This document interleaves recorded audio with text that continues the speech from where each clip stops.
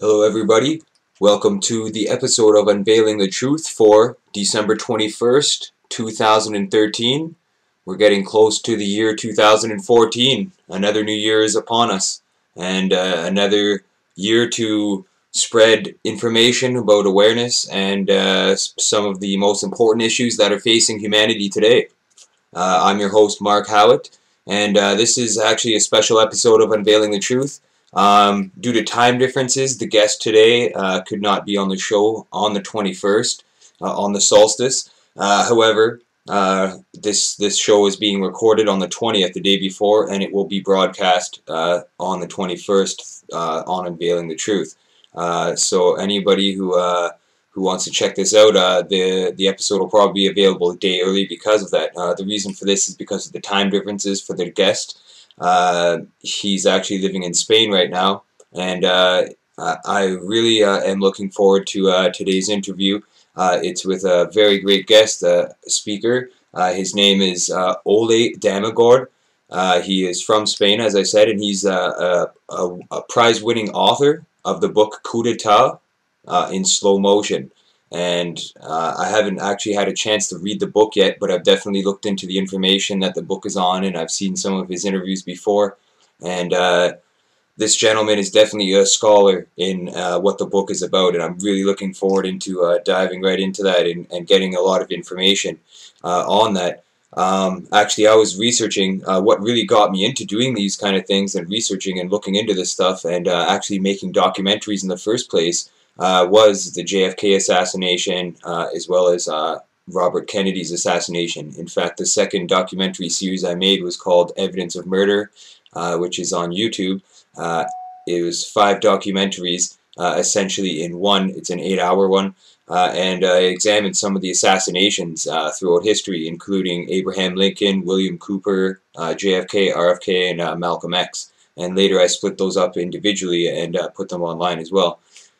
And when I was doing that research, actually, I did come across a lot of the same information that that Ole came across and wrote about in his book. But he has definitely dug really deep into this rabbit hole. I mean, in comparison, I only scratched the surface compared to the research that Ole has done on this subject of assassinations and the connections between them. Which is why I'm really looking forward to having Ole as a guest here. And the reason for that is because I want to learn from him just to, connect a lot of the dots that I wasn't able to connect. At the time, I was digging really hard to find information and put as much information in those documentaries as I possibly could. However, it is hard to come across, and I really commend Ole for his research efforts and putting this together for people to see. And I want to show you guys his website actually, because it's very important to point this out. I'm going to get his website on screen here for you guys. And his website, for anybody who wants to check it out, is lightonconspiracies.com. So anybody who's wanting to check out more of his work, definitely check this out. You can buy the book here, Coup d'etat in slow motion. Definitely a highly recommended book in my opinion. Definitely uncovers a lot of conspiracies that are all connected, and as we'll find out very shortly on the broadcast today. As well, you could donate to his efforts. I'm sure he's not doing this to make money or anything, but he definitely does do it for the love of what he's doing and to spread this information out there. He actually hasn't had any publishers yet for the book, but they are looking, as it says here on the website. People in the publishing business have been interested in Germany, England, Denmark, Holland, USA, Spain, France, and in Ireland, but none has had the courage to be the first one to publish it. So any book publishers out there, definitely look into this guy's work, because this is the work of the future. I mean, anybody who has seen the movie Oliver Stone's JFK, that movie had nothing compared to what this book has. So anybody who's into the JFK assassination or RFK or any of these modern history assassinations, definitely recommended to check out Ole Dammegard's site. And he's also been involved with arts and music. We're going to find out a little bit more about that as well as a bit of work on on film as well. And there's a really great article which is also on the Unveiling the Truth website for this interview. that anybody can check out just by clicking the link, because you might not memorize this URL here. However, this is a really great article by Jim Fetzer. While he submitted this article, he actually got Ole to write this article for him. You can also find two interviews with Jim Fetzer and Ole here from August. But this is an article that Ole submitted to veteranstoday.com through Jim Fetzer, and this is definitely in-depth article here, which names a lot of people that are connected, and a lot of these people I was able to point the finger to as well through my research, such as David Atlee Phillips, David Morales, Charles Nicoletti, James Fowles, Frank Sturgis, Tosh Palmley. There's a lot of people that I was able to connect, but I'm telling you, this is a big rabbit hole. I mean, look at all these faces here. He's naming people. He's pointing the finger at all these connections, and he's actually, these are legitimate connections. I mean, I can verify it based on the research that I've done. Definitely, he has done his homework, which is why it's really exciting to have him on the show today. So anybody who wants to send him a donation to keep him going, you know, or any publishers out there who are wanting to publish a book, definitely get in touch with Ole. He's definitely done his homework on this, and this, in my opinion, is a behemoth of a conspiracy. Definitely one of the biggest conspiracies of our time, easily. There's other conspiracies that obviously we've uncovered on the show that are pretty large, but this is, he's made a lot of connections, and we're going to find out a lot more very shortly. I'm going to get him on right now, actually. So, without further ado, I'm going to give Ole a call, and we'll have him on the show.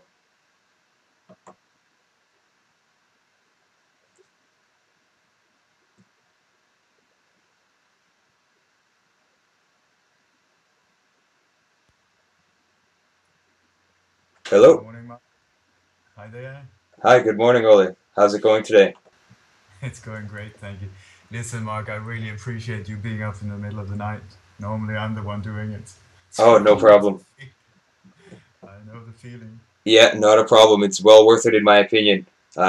You've definitely done your homework on these subjects, and I definitely I'm honored to have you on the show. I was just explaining during the intro, you know, that I did a lot of research in these same subjects, and I did cross-reference a lot of the same names as you have. But I'm telling you, you've definitely done your homework on this, my friend, and you've uncovered you've connected so many dots that I tried to do, and it was, when I was doing the research, I know, I understand how hard it was to find information about this sort of stuff, because it is kept so secret from the public, and you have definitely uncovered something very that the world needs to hear about. So I was telling people they need to get your book, they need to read what you've uncovered here. So it's really an honor to have you on the show today. The honor is mine, Mark. Listen, do you know the definition of the word paranoid? The real definition. No, I can't It's say I do. Most people think that, at least this is the way it's been explained to me, and this is by a former MI6 agent, that the word paranoid doesn't, it's not that people are sick in the head and think that they're being chased or tracked down or something like that. Paranoid means somebody with a skill to connect dots and events that no one else can see is connected. So in Yeah, that case, I would be proud to call myself paranoid because I think yeah, this is what I've been able to do without really knowing that I was more or less the only one that was doing these connections. It's only because I've been looking into so many of these different hits and assassinations and so-called terror acts that I've been able to spot that they're actually connected. yeah. Um, can you tell us a little bit about yourself and how you started putting these pieces of the puzzle together? Yeah, for sure. My body was born in Denmark a long time ago, and I grew up in Sweden. Then I used to be a rock musician and a journalist. And also, I grew up in a Danish family that used to be very involved in the resistance movement when during the German occupation. So my granddad was in jail for helping Jews, and my grandmother's sister was helping to smuggle weapons in baby cots and you know, my dad was in the resistance movement and fighting the Germans and so on. So I think I grew up with all these stories about the occupation and also how important it is to stand up for the truth, even though it can look shit scary. Yeah. And that even though you're alone, you just have to do the right thing because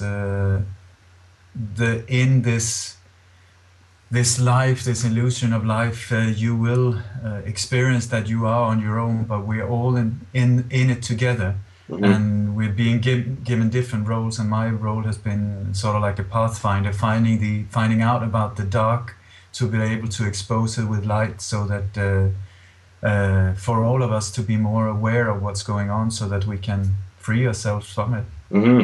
Yeah, definitely. The information that you've uncovered, I mean, it's essentially gone unchecked. I mean, there's no accountability. A lot of the people's aliases or their connections to what you've uncovered have only been released after their death, so they can't be held accountable for it. Some of them, anyways. Some of them are still alive, but a lot of the players are dead since this has happened. And But you say you no, were living this in Sweden. That's where you said you started coming onto this information, I guess. Yeah, it was for me. It started in the I think it was the early 1980s when it was the first time I saw the Zapruder film. And for people who know about the JFK assassination, the Zapruder film, it was a bystander who was filming the whole event when JFK was shot. And in that film, it reveals so much about what actually happened. And when I saw that John F. Kennedy the final shot came from the front right, hitting him in the right temple, and throwing his head back to the left. I mean, Hmm. his whole head exploded. Uh, then, I mean, with Farmer Brown logic, a bullet coming from that direction means that the shooter must be to the front and to the right Yeah. of the motorcade, and not what we were being told. The lone crazy nut guy was sitting up on the sixth book floor in the school book depository, shooting from the back. And if he had done the shot, which he couldn't through a big tree, the branches Yeah. of a big tree and the angle, the president's head would be thrown forward and downwards. Hmm. But this showed the absolute opposite. Absolutely. And at that point, I just felt, oh my God, what is going on here? There's something so wrong Yeah, it's with common. the story that Yeah, it's basic it's physics. Really it's is. basics. And this is what I based everything on. It's like Farmer Brown logic, you know, one Yeah. plus one equals two. It doesn't matter if you some super fancy professor telling me that one plus one equals 34. I just know it is not true. And if somebody tries to push that down your throat, you will know that they're trying to cover something up. Hmm. So it's very easy. The truth is very easy you don't even need to remember anything if you're involved with truth. But if you're involved in conspiracies and lies, they have a hell of a job to keep track of who said what, and how can we try and cover this up with more lies. And then the bigger the conspiracy is, the more people are involved, and then people start talking or they get afraid, then they have to be killed. Witnesses have seen what actually happened, so then they have to be killed. Then people get sick or scared, so they think, oh, I'm on my deathbed, so then they start talking, so then you have to kill them as well. And it gets really messy, but at the same time, for someone like me, that makes it a lot more easier, because then you can start tracking down to where the actual truth is, the core of what happened, because there is a truth. When it comes to these assassinations or terror acts, there is a reason for why they were done. There is somebody actually did it. The reason, there was a definite reason, like I said, and somebody is covering it up. So it's a matter of once again, back to Farmer Brown logic. Start going back to the crime scene and start to find the real proof, not what you're being fed, but find out what happened, what is the proof telling you, and then slowly you will start uncovering it. Hmm. And for me, it's been like a 30-year tripped down this quite scary road, because it is very scary that when you get into this, if you start digging deep enough, you will see that a lot of people that do the same will stop living. You know, they will be found in bathtubs, fully dressed, drowned, or they will shoot themselves in the back of the head with a shotgun, or they will Yeah, stab themselves 15 times. yeah, They're very liable to get cancer that will come very quickly, and you will die yeah. very fast. Just like what Or happened to Jack Ruby, the you cancer, all that stuff. I mean, I got hundreds of examples, you know, and Hmm. so it's not very healthy for you. So that's why, and in a very early stage, I I came to a point where I thought, if I'm gonna survive this, if I'm serious about trying to find out, then either I had to get the main spotlight on me, so that if something happens to me, that will just confirm what I've been saying, meaning that because they're very afraid of creating martyrs, because Hmm. that is one of the major problems. If they kill someone and this person becomes a martyr, then that can start a movement that is a lot bigger than the person they actually killed. So they're very afraid of that. Or the second option was to go under the radar, be totally discreet, be very. And since I was Mr. Nobody at that time, I just felt that's the way to go. So I kept a very low profile. Hmm. Uh, For 30 and years, yeah. You say you've done research into this for nearly 30 years now. yeah, Yeah, it's crazy. It yeah. really That's is. When I started, I had absolutely no idea that how long it would take, and so on. But hmm what I started with, I really became almost obsessed trying to find out what happened to JFK, because it's such a multi-layered conspiracy. I mean, it's incredibly complex, and it's like a labyrinth inside an enigma, inside a safe box, inside, you know, that they thrown in the sea and it sunk to the bottom of the sea, and then a whale swallowed it. You know, like when you start fight, it's like yeah. impossible. It's pointing in all different directions, and so many different it's just made to be totally confusing. And they've And sealed the documents till 2017, but I think they've extended it even after that. I believe. yeah, but what documents? I mean, Yeah. they're the ones writing it, and I mean, you won't find the real truth in documents. If that's the hmm way think you're going to find the truth, you're in for a long run, because they manipulate the documents. Yeah. They don't write the real truth. They put out documents that are totally fake, pointing in all different directions again. And hmm then if there's something It's all real, blacked out. that's it Most of blacked them. out, Yeah. and then they say it will become public in 30 years. They always do it so that they for sure are going to be dead themselves by Yeah. then. Yeah. So And and another thing I've noticed too is a lot of these CIA members or intelligence operatives, they have dual names, so it's harder to track them down too. They go by different aliases and they have different identifications, ID cards that identify them as other people. That's one way they operate under the radar as well, which is how they can get away with it for so long, I think, as well as their. it's it's not two identities. They've got multiple, like Mhm. multiple. We're talking like 10, 15. If Oh you yeah. if you if you talk to like take a guy like Chauncey Holt, a CIA operative who was also very active in the mob and so on. He was the guy, the three tramps Yeah. in Dealey Plaza, if people know about that. He's the guy, the old guy, the so-called the old tramp. And he hmm was the guy who supplied the whole team with false identification. Or it wasn't actually false, it was they did it at the same workshop where they did the real Secret Service identification thing. So they were real Yeah. Authentic. badges. They were authentic, but they were in fake names. hmm Anyway, but I lost the thread. What were we talking about? Yeah, so from my understanding, just by looking into a little bit about how you research this stuff and all that, I understand that it was Swedish Prime Minister Olof Palme, his assassination that kind of got you really connecting a lot of dots where you were and stuff. How does that connect with JFK and all the other assassinations?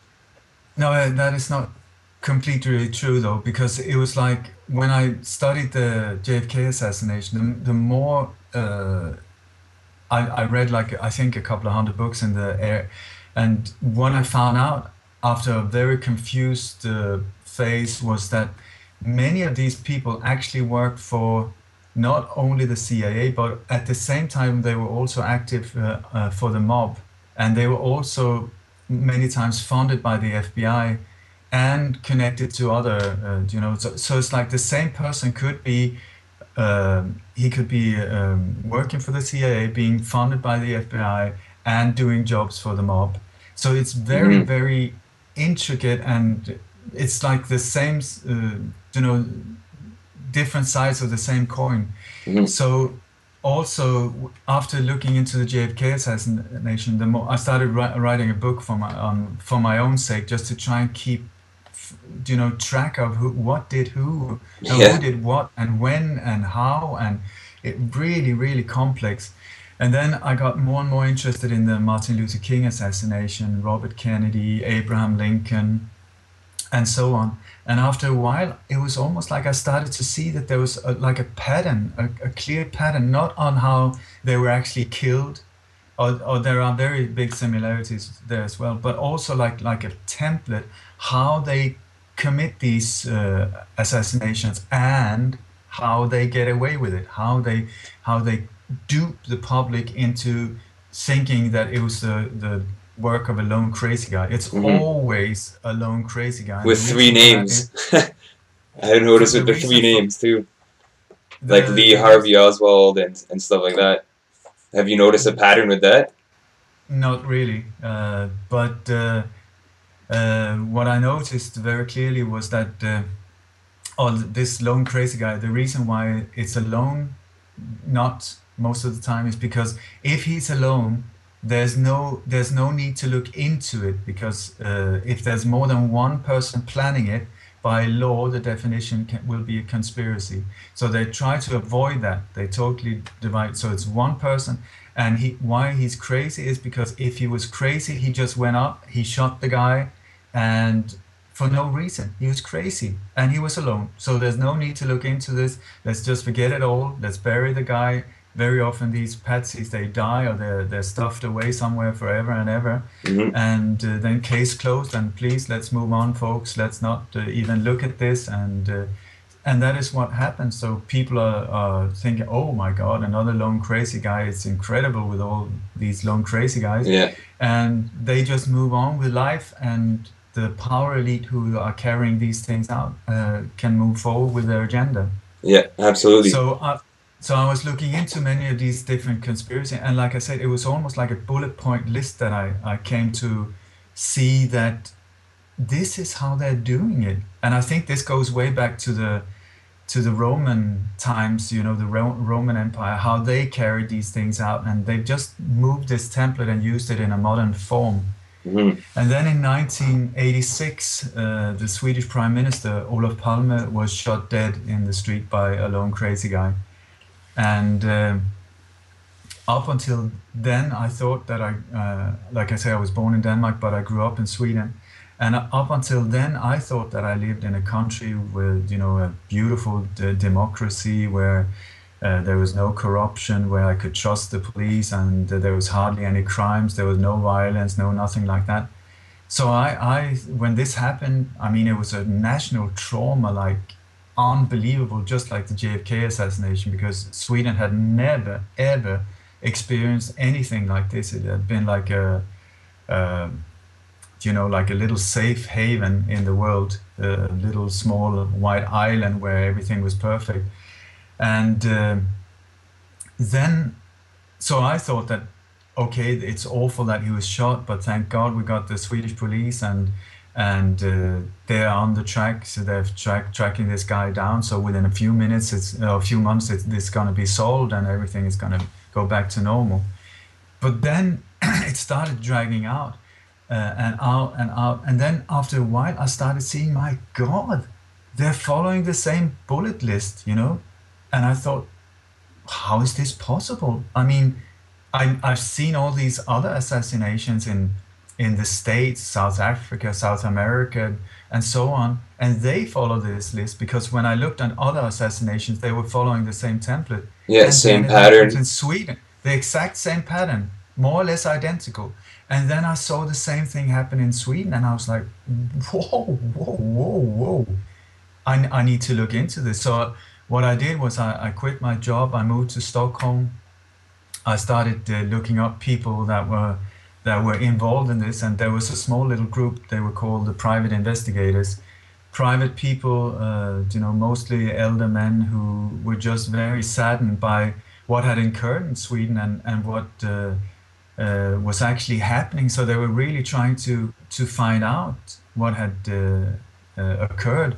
So what I did was I spent hundreds and hundreds of hours with these guys, going through all the evidence that they had collected, and I was sitting in archives. I was sitting, I just spent I don't know how many thousands of hours, and what I did was I learned as much as possible from each and every one of them, and not even, I don't think any of them really understood how serious I was. They were just very happy to talk about it. So they thought, oh, great, this guy is all ears. So I'm going to talk and talk and talk. But what I did was I collected all this enormous amount of information from all these different sources and started putting together like a jigsaw puzzle that has taken me many years to fulfill. Not that it's absolutely complete yet, but it was a jigsaw with like the picture side downwards. So I had no idea what the final picture would look like. I was just finding these pieces and fitting them in wherever they fitted. Yeah. And then slowly, after a while, I was able to lift it and start seeing, my God, this picture I had absolutely no idea about.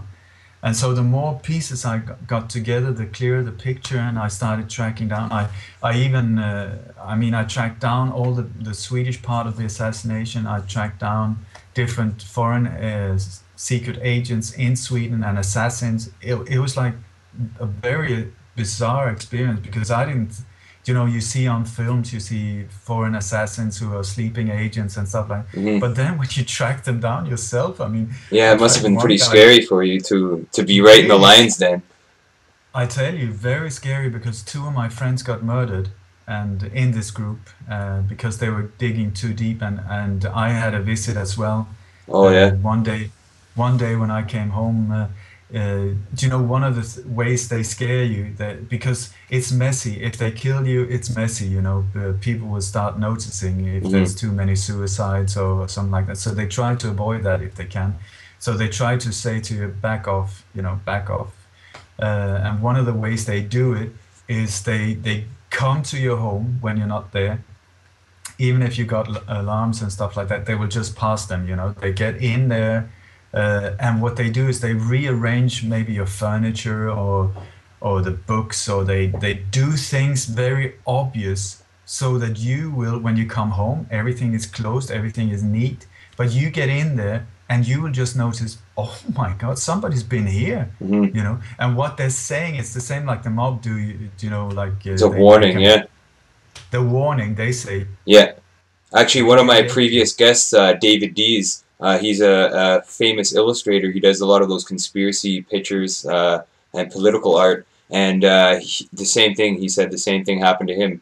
He's noticing things in his apartment moved around and stuff like that. So that's definitely a calling card that you're stepping on some it's big toes. it's standard procedure, so you just need to learn to read the signs. So what they did with me was that they just moved around the furniture, and then they went through all my files, and there was one. I went up to the assassination site just a few hours after he was killed. Me and my brother went right up there because uh,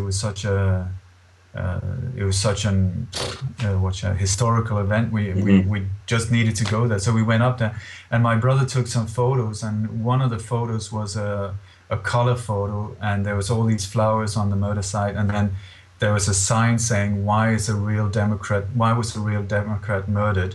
And that one, they had stuffed in the where the water exits in the bathroom. So the water had sort of dissolved the color, so it looked like old blood were running on it, and it was stuck there.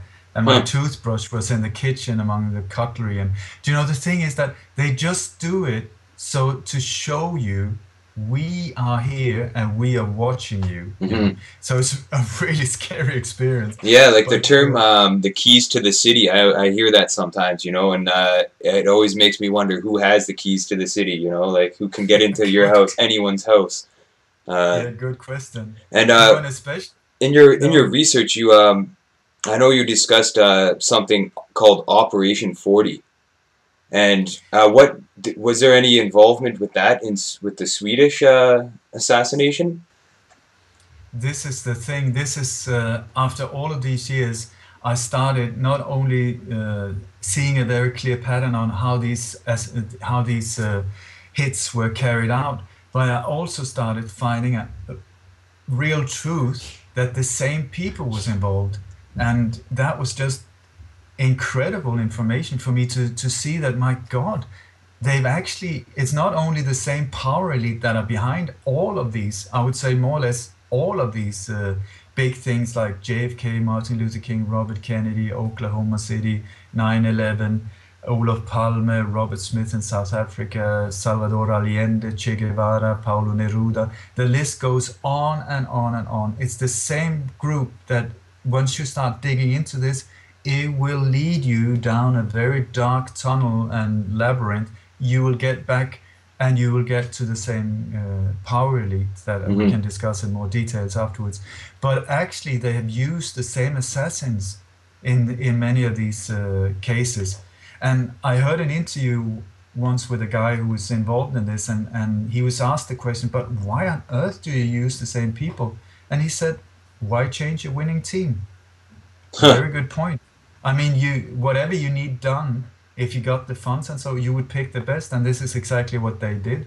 They've used the best, and they've used them for decades. They've been Hmm. very efficient, and Yeah. they've been going undercover so that no one has had no idea at all Hmm. that these people were actually doing the same things. And this is what I discovered. It started in Sweden, where, like I said, the official story is that it was the work of a lone crazy guy, a local alcoholic by the name of Christer Pettersson. He was the Swedish version of Lee Harvey Oswald, who they blamed on. And the reason why they blamed on him was he was the perfect patsy. He had a violent background. He looked good in media, meaning he looked threatening Hmm. and half crazy. And you know, they need people like that, you know, to convince the public Hmm. that so the patsies, they used to be, I mean, we're talking the boogeyman. They used to be in the 60s. They were always East German or Russians. Then it's gone over to the Muslims. After the Cold War ended, they needed a new boogeyman, so they went for the Muslims because they're really good. They work well in media. You know, they're dark. They've got a big mustache. They've got strange names like Muhammad Abdul Akbar, something like that. And they've managed to convince us that Islam equals terrorism and Yeah. Muslim equals terrorist. It's absolutely not true, but it's Propaganda. been Yeah. so pumped into our subconscious that people think it right away. If your name is Muhammad, oh my God, where's the bomb? Yeah. You know. And So for the nowadays, Swedish assassination, was the patsy in this case, was he killed off shortly yeah, after? not shortly after they used him for like he was killed in 2004, I think. Oh, okay. Uh, but this is he was actually not the patsy that they had prepared for to take down, because there were two operations going on at the same time, and one of them sabotaged the other one on purpose. Huh. It's a very complicated story, but Yeah. so they really, the people trying to cover it up had a massive job covering it up, and then in the end they went for, after trying out some other patsies, this one was the guy they got, and they took him to court. He was sentenced for the murder. Then after that he was released because there was absolutely no foundation, no proof that he actually did it. Hmm. And but after that, the official story, the storyline has always been, did he do it or did he not? The thing was, he had absolutely nothing to do with it, you know. And then in the end, he was, well, the way he died was he was picked up by a police patrol, a van, police van. They brought him into the hospital saying that that he had to detox, get the alcohol out.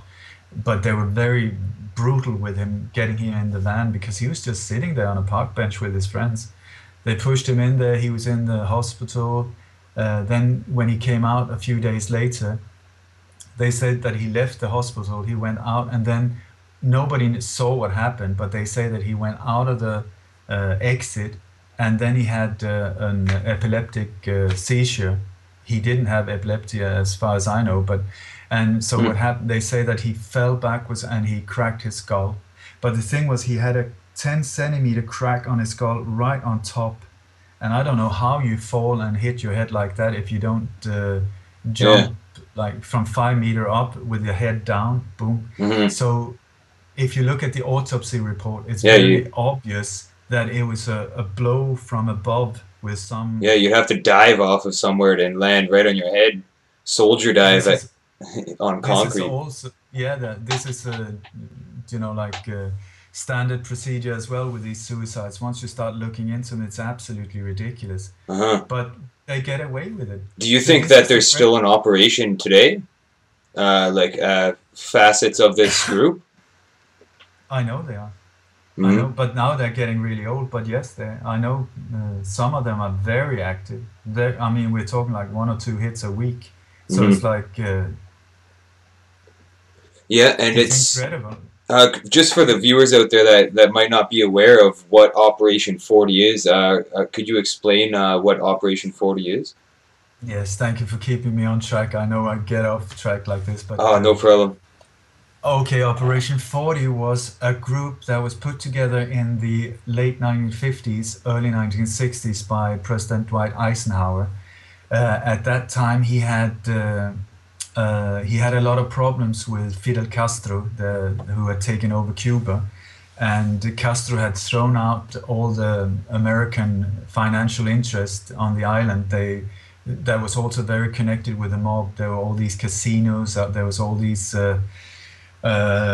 different companies making an incredible bundle of money from Cuba.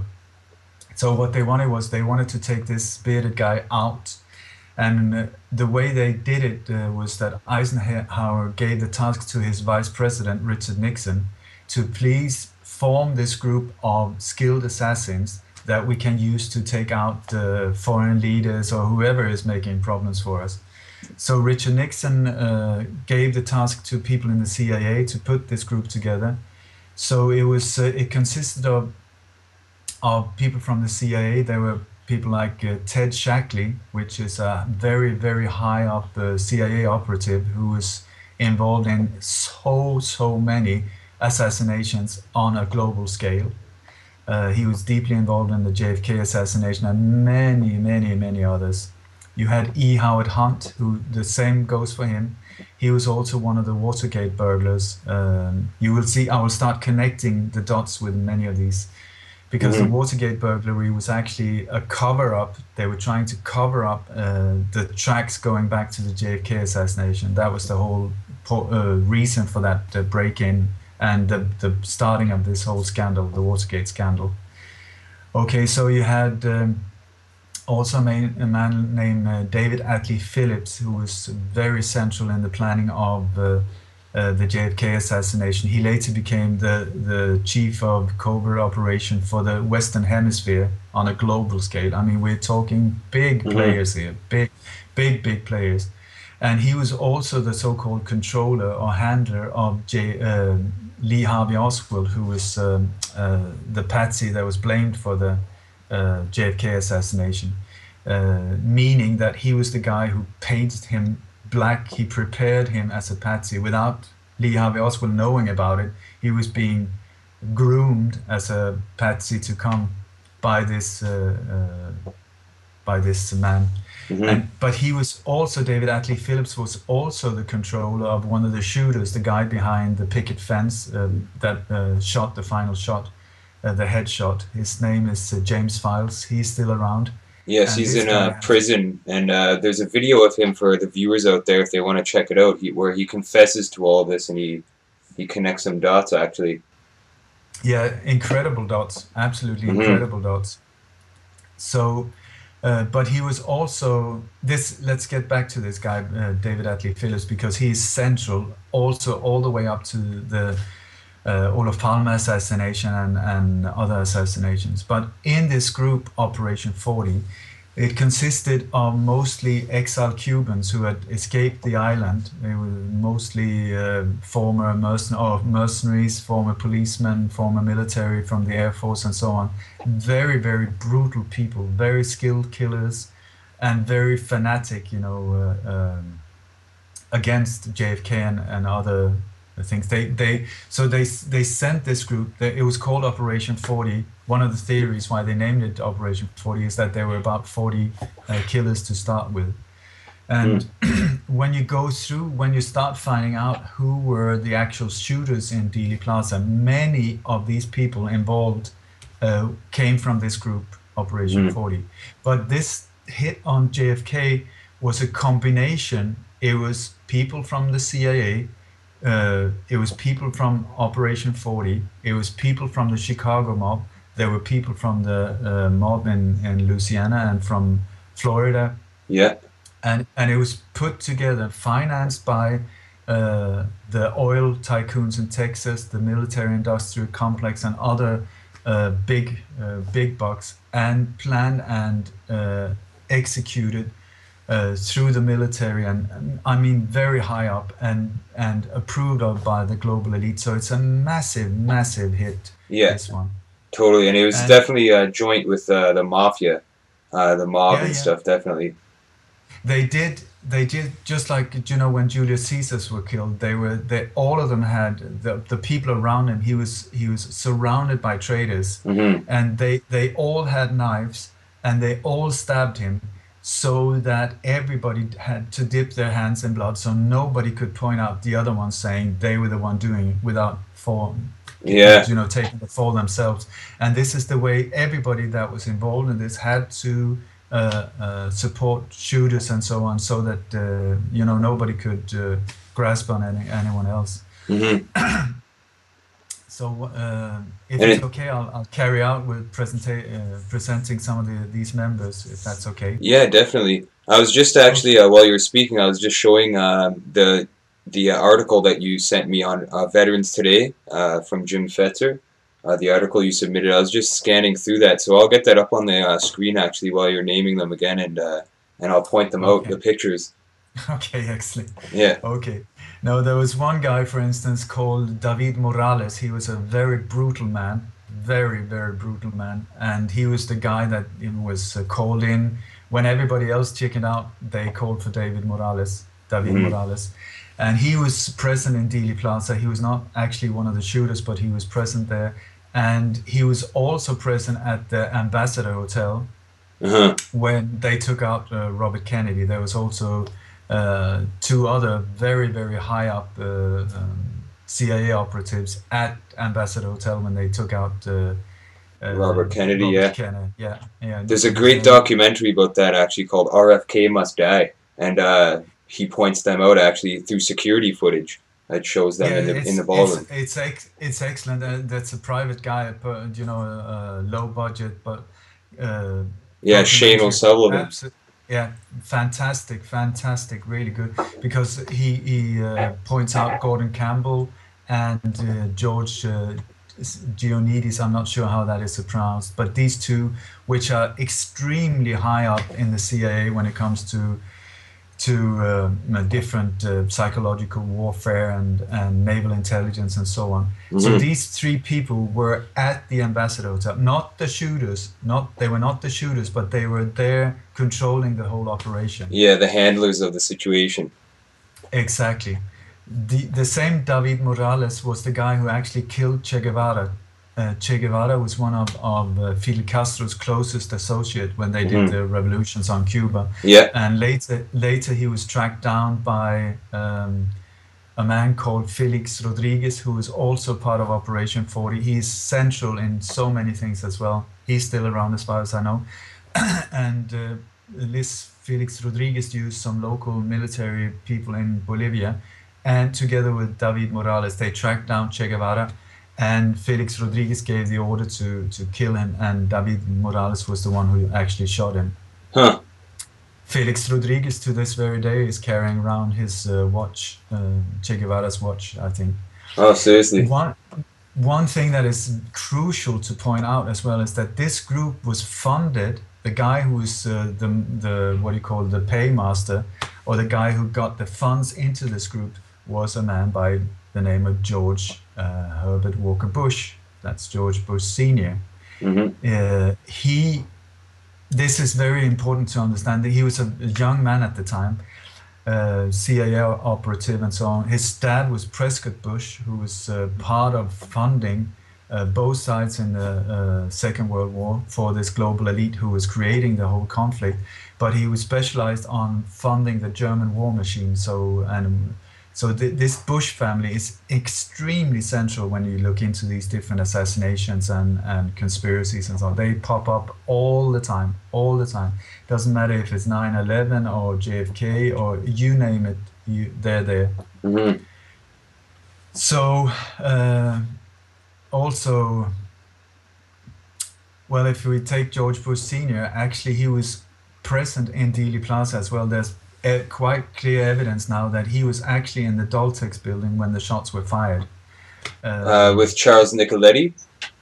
Charles Nicoletti, he was a hitman from the Chicago mob, and he was the shooter in that window. I don't know if you know Dealey Plaza. I believe that... complex.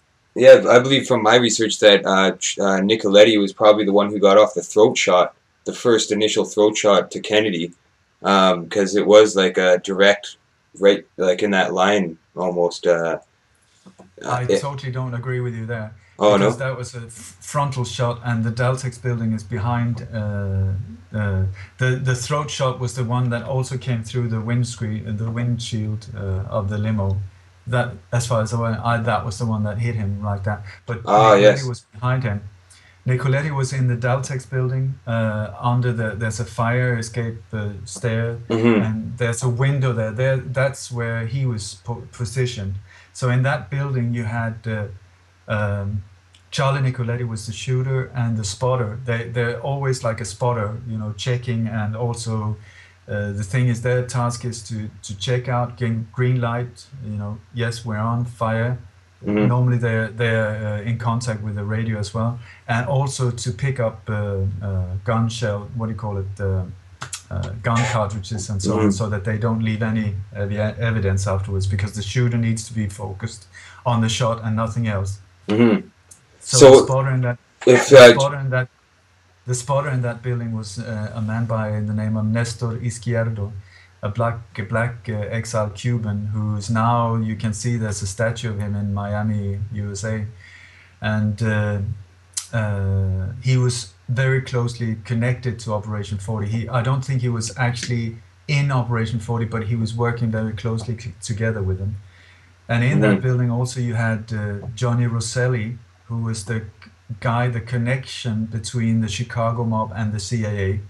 A very flamboyant guy, the typical nightclub owner type, white hair, sunglasses, big white fake smile, and he was the guy that was connected and did all the things. He later ended up in a barrel, decapitated. They chopped him up in pieces and put him in a barrel and threw him out at sea. And in that building as well was George Herbert Walker Bush Senior. So it's very interesting if you see in my research, as far as I've been able to find out, JFK was the last real president elected. All the presidents that have been elected afterwards, or elected, I would say, are people from the same power group that killed him. There was a coup d'etat that happened there. And this group that took over have been in power ever since. This is why these things are crucial to find out, because we're not talking about a murder in 1963. I mean, okay, if it was a murder in 1963, you can look into it and say, oh, it's very sad that he was killed, but what to do? But the reason why I'm so focused and why I put myself online here is because it's the same people that are still active to this very day. Hmm. and it was affecting our lives in so many ways that most people have absolutely no idea what's going on. So Hmm. that's why I think it's so important to expose these people or this group of. Yeah, it's So definitely obvious that they still operate under the same conditions and methods. I mean, this sort of stuff happens all the time. If you look at Aaron Swartz, he was going to go to court and stuff like that, and then all of a sudden he just kills himself. I mean, that's it.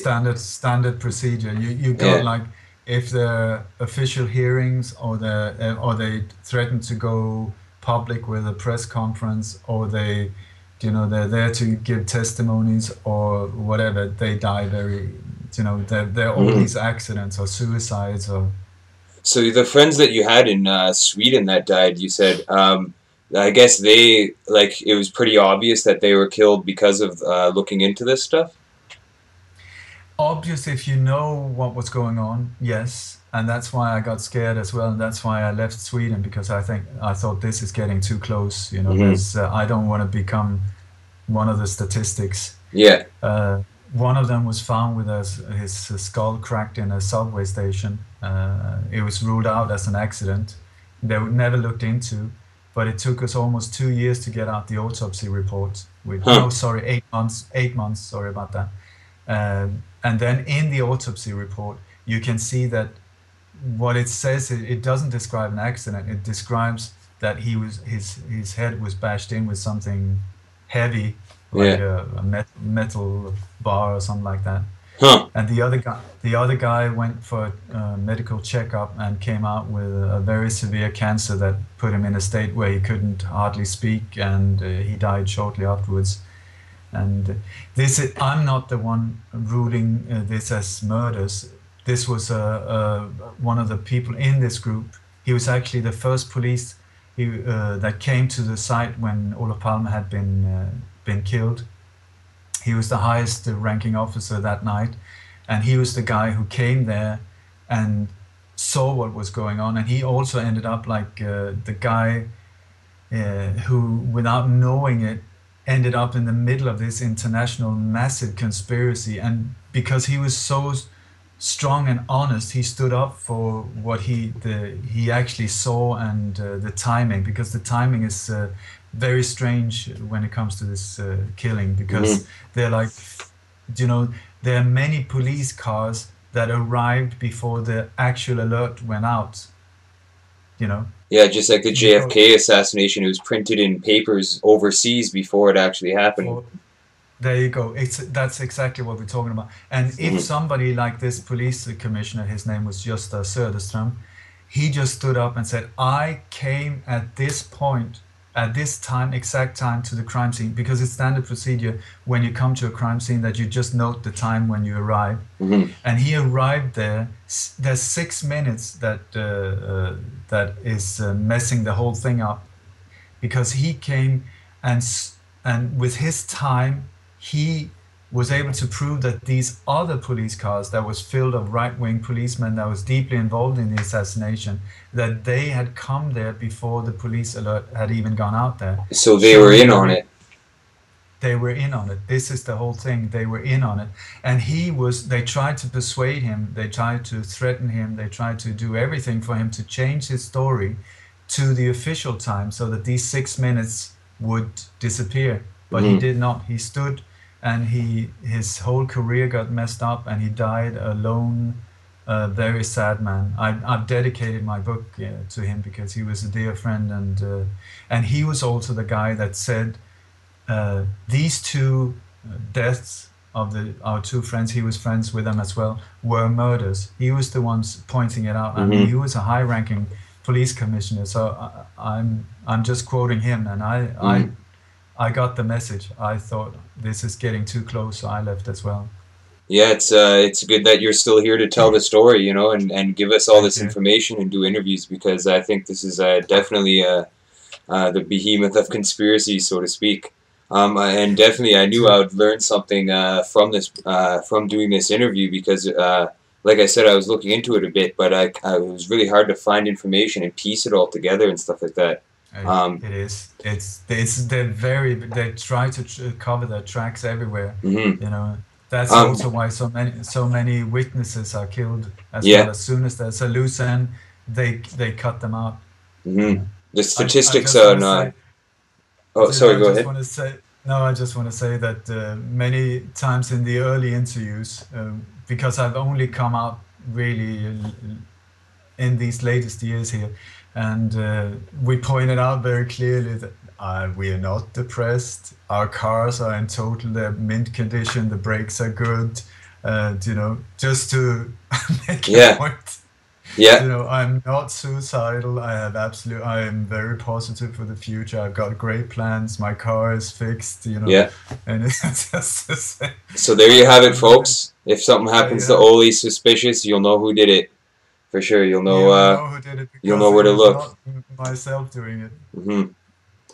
Definitely. I noticed in the article on the Veterans Today website that there was a picture of Jimmy Hoffa on there. Do you believe that his disappearance when he went to that restaurant to meet apparently mob members? Do you think that his disappearance is done by the same group as well? Is part of this?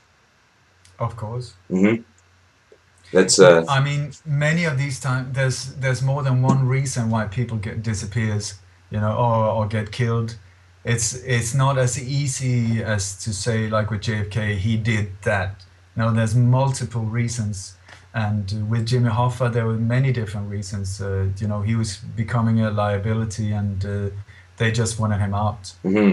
Because also the thing is that when somebody becomes a liability, he was put to jail. Then when he came out, they had another mobster had taken over, and he was very bitter and pissed off. And when people get pissed off, they start getting sloppy, and they start getting revengeful and so on. And then they will start talk as well. Yeah. They would threaten to, well, Yeah. if you do that, I'm gonna do this. And in that case, if they know too much, their liability. So this is the reason I think he ended up in a cement plot somewhere, Yeah. as far as I know. Yeah, nobody's been able to find him, which is what's so mysterious about that thing. Yeah. They did a really good job in covering their tracks on that one because he's still missing and stuff like that. Um, He actually disappeared on my birthday. oh So yeah, yeah. well, It's definitely strange well, because he was. I'm pretty sure he was the founder of the Teamsters Union, if I'm not mistaken. I know he was the head of it for many years. I'm not sure if he was the founder of it or not, but yeah, it's and it's definitely something I'm seeing even now is some of these higher ups in government, politicians, etc., have definite connections to organized crime. It's still apparent today. It's like they're hand in hand. When I was doing some research about Barack Obama even, and some of the people that attended his church with him when he was before he was president were killed outright because they were exposing him in some of his homosexual activities, as well as this underground group he was involved in through the church. And these three people just ended up assassinated, and they were all within a month and a half from each other, I believe. It was like three separate individuals, three separate assassinations, all because they were talking about Obama and stuff. So for all the viewers out there who think that these people aren't still in line with organized crime, it's definitely apparent that people are still dying because of this, and I believe that's why you're coming forward with this information too, is to expose this stuff from going on. yeah, we need to stop it. Hmm. I mean, but this is, I feel super positive about the future because there is an amazing awakening going on. I mean, I've been walking this track for many years, and most of the time people have looked upon me as like, oh, one of these guys with a tinfoil hat. Hmm. But now there's this like a tidal wave of interest, because people, it's just been, they in the old days they used the method, the stepping stones. They pushed a little here, they made a little move there, they things like that, so you wouldn't really notice what was going on. Hmm. But the latest 4 or 5 years, it's been like, I think they're getting very stressed, so they're pushing forward on a scale never seen before, and they're getting so sloppy, and they're getting so careless, and so on. So even the most asleep people are starting to wake up and just Yeah. see, wait a second, it's getting bizarre, this whole thing, what? So, but when you talk about Barack Obama and so on, like I said, the people who killed Kennedy are still in power, and the only thing they've done is that on every fourth year they change the face in front of them, Hmm. the public face, and in this case, now it's Barack Obama. It's exactly the same power machine that was behind Bush Jr. and Bush Sr. and Reagan and all. It's the same Yeah. that has just been moving like a violent tank that is pushing this agenda forward. And now Hmm. it's come in the shape of Barack Obama. Yeah, I think And I think that they got the way they got him into power as well was a massive psyop, how to prepare the subconscious of the people. hmm And do you remember the series 21? Serious 21?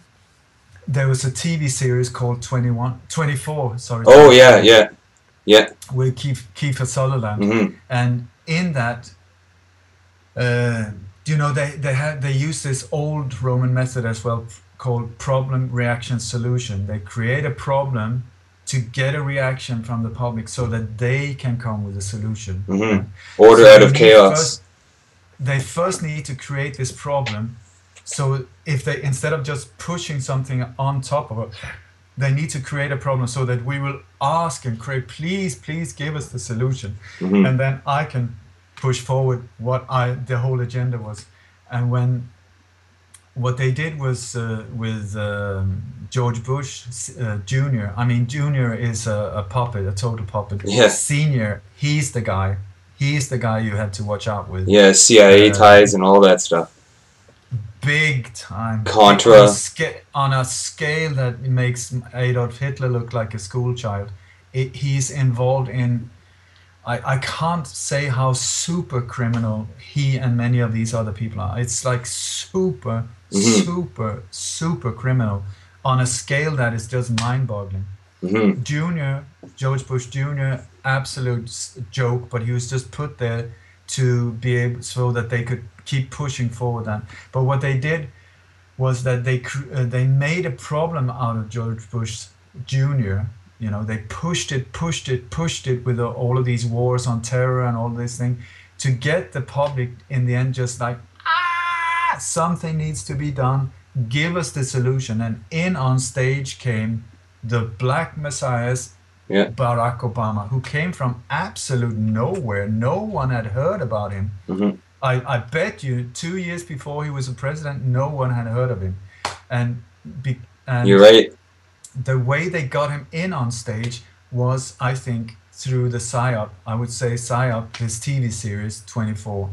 And Yeah. in that TV, if you remember, in that TV series, Kiefer Sutherland is an FBI agent, and his task is to protect the president. The president in this series is a black president, which was up until that unheard of. I Hmm. mean, if you had said that before, Barack Obama, like 5, 6 years before that, said, well, the next president's going to be black. Yeah, right. It's going to happen maybe in And a 50 years. female vice president, yeah, right. It's That's the like, thing. yeah, They put them out right. as a pair, right? A female vice president, a Yeah. black male president for the first time ever in history at the same time. It's kind of strange. No, Definitely. so what with this 24, what they did was that Keith Sutherland was working for this president, a black guy. Beautiful man, absolutely amazing. He stood for all these high ideals. He was, even though he was on a lot of pressure, he was saying, nope, we stand for what is true, what is right. I mean, this guy, you loved him. He was beautiful, wonderful. He actually looked a bit like Barack Obama's big brother. Beautiful voice, everything was great about him. You just think, my God, let's elect this actor for president. He was just wonderful. Yeah. Then the second series, once you prepared the subconscious of the people that, okay, black president, that's a really good idea. Then in the second series, once you had accepted that concept, he started going, well, we are under a lot of pressure here because here came the Muslim threat again. We are under a lot of pressure. Oh, what should we do? I'm very sorry. We need to torture them because of national security. So they start with all these torture things, which Hmm. was in the first series, no way would he do like that. But now in the second series, he starts caving in and it gets more and more brutal. In the third series, he's like awful, awful, awful. And exactly the same development that has been going on during Obama. So you prepare the subconscious of the Mm. public like that. You create the problem with Obama, no, with George Bush Jr., Boy George, as I call him, so that people go, ah! And in comes the solution through the Time magazine and Life and magazine Yeah. and so on, where they present him as the best president ever before he was even elected. And then he was given the Nobel Peace Prize for things to come. I mean, can you Yeah. make these things up? It's an absolute joke. The And by criminals the are way, getting the peace prizes. It's absurd. yeah, and also if you look at where does the Nobel Peace Prize come? Who was Nobel? Alfred Nobel was the inventor of dynamite and explosives that has created this whole military industrial complex. So would you trust a guy like that? But the whole Wow. world is like, oh my God, he's giving the Peace Prize. Well, Yeah. so was Henry Kissinger, which is one of the biggest war Oh criminals of yeah. all times. Definitely. So, They always so seem to Barack, do that. They put things in the media, in shows, movies, songs, like they know. pump it in, pump it in, Yeah. pump it in. Are you aware And too that on the game Call of Duty Black Ops, the first mission of that game is called it's called Operation 40, Operation 40. and the Oh yeah. guy's name is Mason. The character, his name is Mason. So that's they're just putting it right in your face, all the time in the games you play. Like, it's No, but they're also trying to diffuse it. Like when people start coming out with these truths, they will get to you through movies or yeah, games or so on, so that when people start, if I start talking about Operation 40, they will go, "Yeah, right. yeah. Now you've been playing too many TV games. Come on." Like Oliver And Stone's movie JFK has nothing on the research that you've done. Definitely not. Like I've watched the movie, he did point out some key figures, but definitely didn't go into detail too much about nearly to the extent that you have. You know what I mean? I mean, if yeah, somebody turned your book into a Hollywood movie, it would be huge. It would be I know that, insane. and this is, I would very much like that. I'm very much looking for people to help with movies, documentaries, agent to help me with public speaking and also funding. If anyone would like to support me financially, because it's very hard. I've been down this road for 30 years, no Hmm. income when it comes like that, and when you have a family to feed, very difficult to focus if you not have some kind of funding. Yeah, But when it comes to the JFK movie, I would totally disagree with you there. I think he did an amazing job. He did not show the whole truth because I don't think he was aware of that. But the way what he is exposing, I think it's one of the best exposures of what actually yeah. happened. But it is so He did. complex. He So, did go into it like more so than most. Definitely more so than oh most. yeah, I would definitely agree with you there. But I just feel that he left out some key players and key connections that he probably knew, but I don't know. Maybe he was just in his conscience. He knew that if he went that far, something could happen to him. That he could end up in a barrel or at the bottom of the ocean. Maybe that's why. Could be. do you know? Do you know, in the film, I think it's really, really interesting because this whole global elite we're talking about, it's extremely connected with Freemasonry as well. It's Hmm. interlinked, and they use a lot of Freemasonry symbols. And Yeah. one of the symbols that they use after assassinations, they very often they erect an obelisk, Yeah. which symbolizes the male Penis. energy, the Yeah. male power. Yeah, and very often when somebody has been hit within a year, they erect this obelisk like a decoration of the park where it happened, or some where you are not you're not aware of that it's connected to the assassination if you don't know the sign language, if you understand what Yeah, I'm and saying. So Dealey Plaza is these, right there, right in the middle of it's right Freemason there. Central. And also they wanted to, after 9/11, they wanted to erect or build a new obelisk over where the buildings were standing. It's the same That's where Olof Palme was shot. After a year, boom, up came this obelisk, really oddly situated. I point all of these things out in my book, Coup d'etat in Slow mhm. Motion. And anyway, but in the JFK movie, when he meets up with Mr. X. Yeah. His real name was Fletcher Prouty. He was working for the CIA, Hmm. and They're in front of the sitting obelisk in the talking. park. They're sitting talking in the park, and then he says, "Who has the power to cover this up? The possibility to carry it out, and so on? Who?" Hmm. And then it goes quiet, and they cut, and the next photo is the massive obelisk in the Yeah. background, and then they go back to the conversation. I think that was Oliver Stone's way of pointing straight at them, but without really saying it. Yeah, that's what I You know? mean. Like, he didn't full out blow the lid off the whole conspiracy in that movie. That's what I meant by that. Like, I do think it's the best interpretation of the case in a movie, in a Hollywood film. Definitely not in For sure. And documentary, but in a movie, no, definitely. yeah. And he was the first one who did it, so I Mm. honor him for that. And I can totally understand if he didn't point out as well, because if you go too straight again, too much against this elite, they will stop you, you know. Yeah, And it's one thing to there's stab them, but when you twist the knife, that's it. I guess this that's the is what way. I found is like the best thing is to push, and then you will get a warning, then back off, then relax for a while, then start pushing again, then you Hmm. get a warning. Okay, I back off. Do you know? Because if you push forward, like Martin Luther King, for instance, who just went on, they will deal with you. Yeah, and They that was will deal proven to with you. be a government conspiracy. In court, the King family went, and it was proven that Martin Luther King was killed as a result of a government conspiracy. And Yeah, that's but we're talking about the same people. You know, like yeah, back to the three tramps. The first one. The first name, his name was Charles Frederick Rogers. He was with the Naval Intelligence (ONI), and he was also one of the friends of James Earl Ray, who was the patsy of Martin Luther King. Do you hmm see the connection there? yeah, definitely. That's what I was saying. And Like, there's James Earl Ray. There was Lee Harvey Oswald. There's John Wilkes Booth. All these patsies seem to have three names. I'm finding it's very strange. You and know. and this guy was Charles Frederick Rogers. There, yeah, there you That's go. So that might be a yeah. sign there, you know, if the three name is, and if the I don't know. 3 points too is also the thing for the Masons and stuff, the triangle and Yeah, yeah, the yeah, for compass. sure. I don't So know, maybe.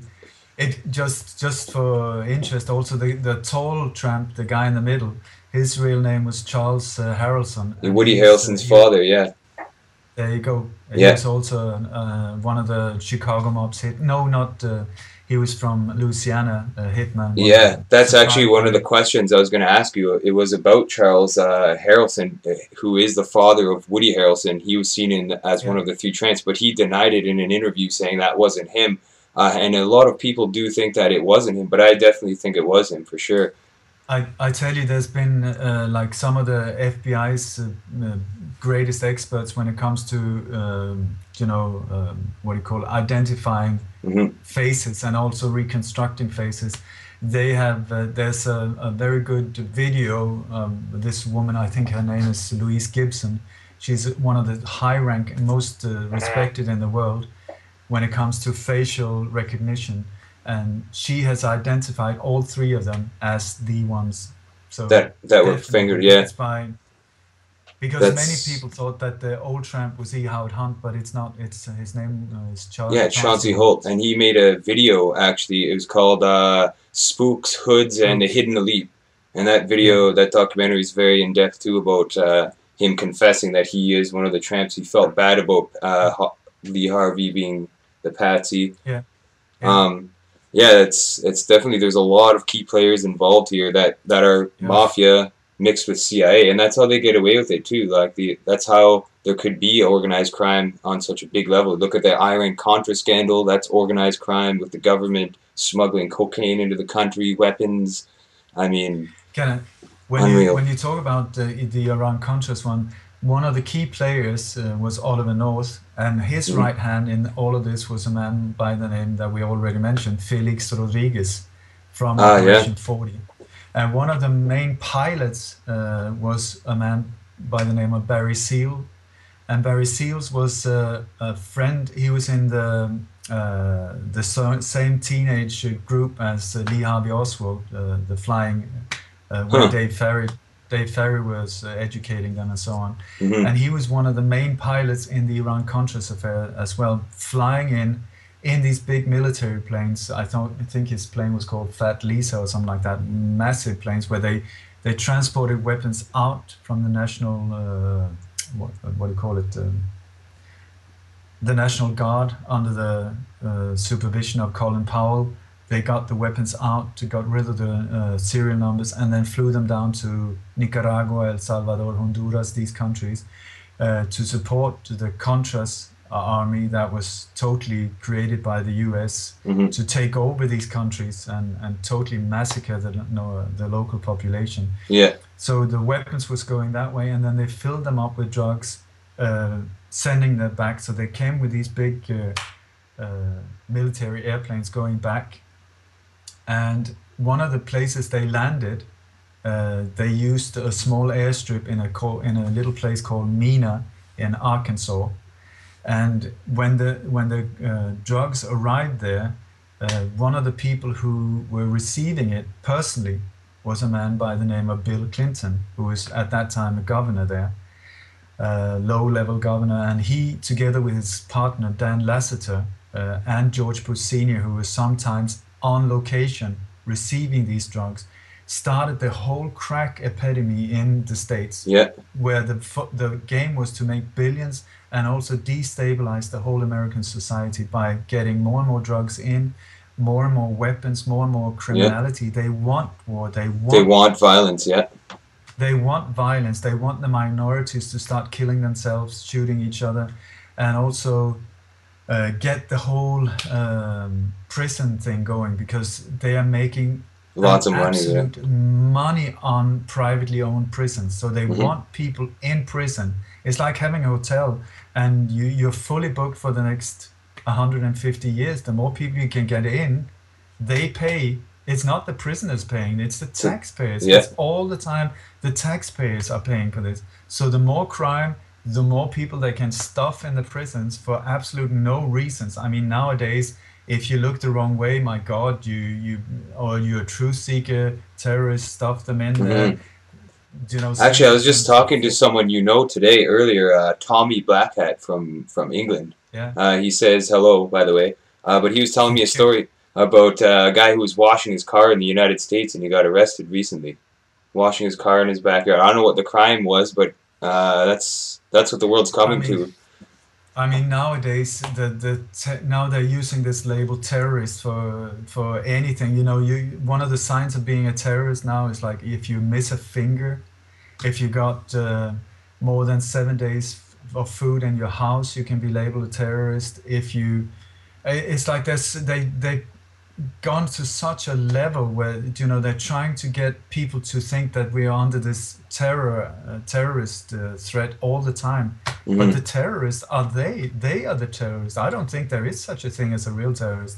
After all of these years, all of these so-called terror acts, 9/11, Oklahoma City, car bombs, civil wars in different parts of the world, all of these assassinations, I've looked into so many of them, and I've never been able to find a real terrorist. I've found people who have been trained, funded, equipped by the FBI and other groups that belongs to this global elite. What's your take on the school shootings and stuff like that? Do you think that's also operated black ops? Yeah. Totally. And what they're trying to do is we're back to this problem, reaction, solution. What they try to do is create a problem so that they can get a reaction from the public, so they can come with a solution. And these school shootings are the main reason for these school shootings is to make the weapons the problem. They will say it's the weapons, so you need to give up your weapons so that we can solve the problem. But the thing is, and the reason why all these school shootings are in the States is because the States is the only country, more or less, that is armed. The population is armed, so they have a massive problem with that. Because the other countries, they can just take over if they want to. They do it in different ways. Through the IMF and the World Bank, they knock them out financially or so on. But the States the population is armed, so they need to create problem to make it out that it's the weapons that are the problem. You give up your weapons, and we can come with a solution, which will be martial law and a total takeover. So I would keep the weapons. Orwellian state. And yeah, I Totally, definitely have to agree. I would agree with keeping your weapons if you have them. It's all outlined in documents like quiet weapons for silent wars, stuff like that. You know what I mean? It's in their documents. William Cooper wrote about it in one of his books about the disarmament policy of the United Nations. So it's coming. It's like I think it's important to show out that what they're talking about is the new world order. That is the agenda of this global elite, the new world order.